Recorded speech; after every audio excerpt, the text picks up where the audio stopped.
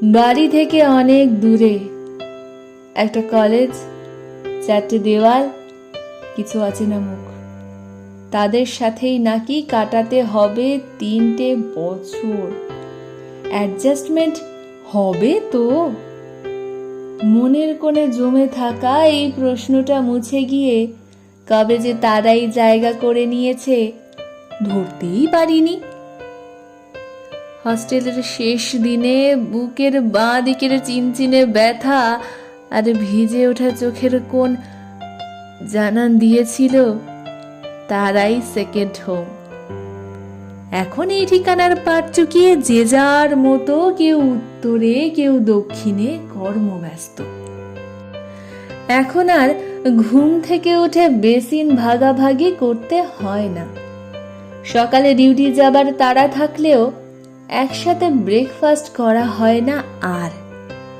আমি কিন্তু 2 নম্বরে, আমি 3 বলে স্নানের জন্য সিরিয়াল দিতে হয় না।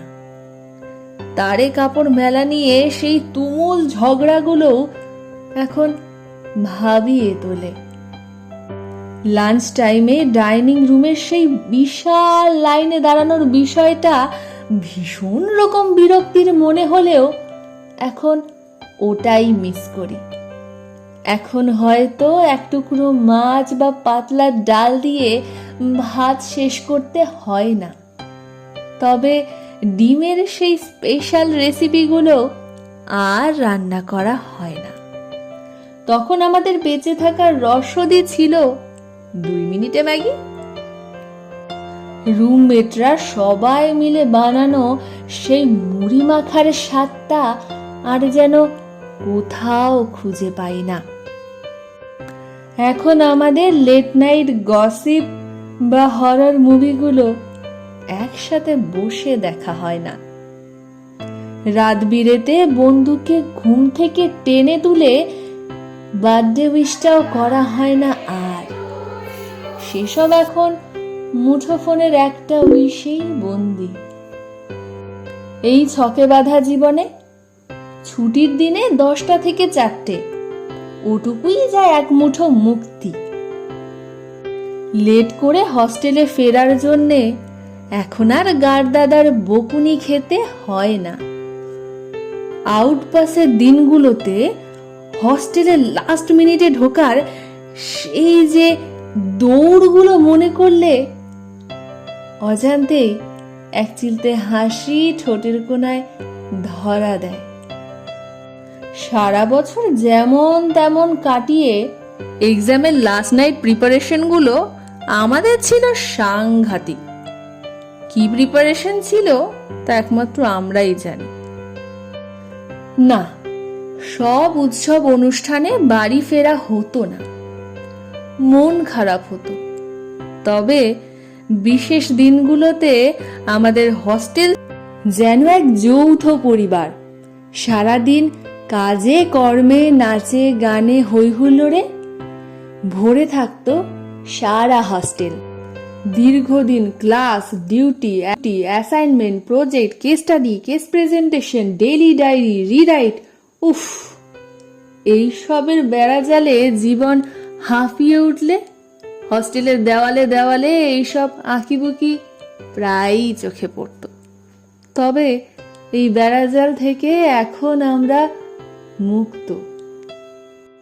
যেই ক্লাসরুমটা ভরে থাকতো আমাদের হই হুল্লোড়ে, সেই বেঞ্চগুলো আর ছুঁয়ে দেখা হয় না।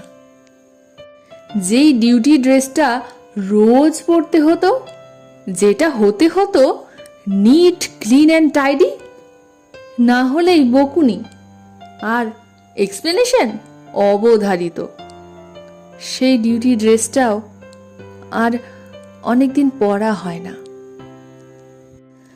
এখন আর একসাথে ডিউটি করা হয় না, তবে সেই ডিউটি গ্রুপটা এখনো আমার কাছে স্পেশাল।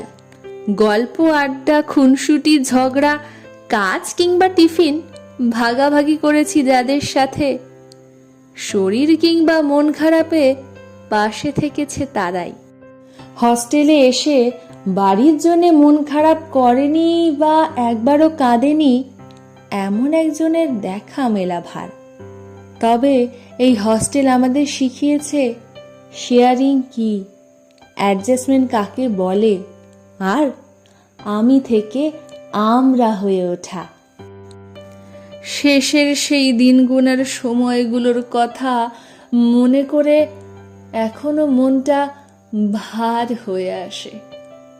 ফিরে পেতে ইচ্ছে করে হস্টেল জীবন। ভালো থাকুক হস্টেলের সকল বন্ধুরা। চার দেওয়ালে বন্দি আমরা সবাই, চার কোনার ওই কোলাজ ফ্রেমে চলো ফিরে যাই। মুহূর্তরা এগোচ্ছে রোজ, শুধু সময় নাবি পিছনে হাঁটে, সঙ্গে ফেলে আসা জাহাজের খোঁজ।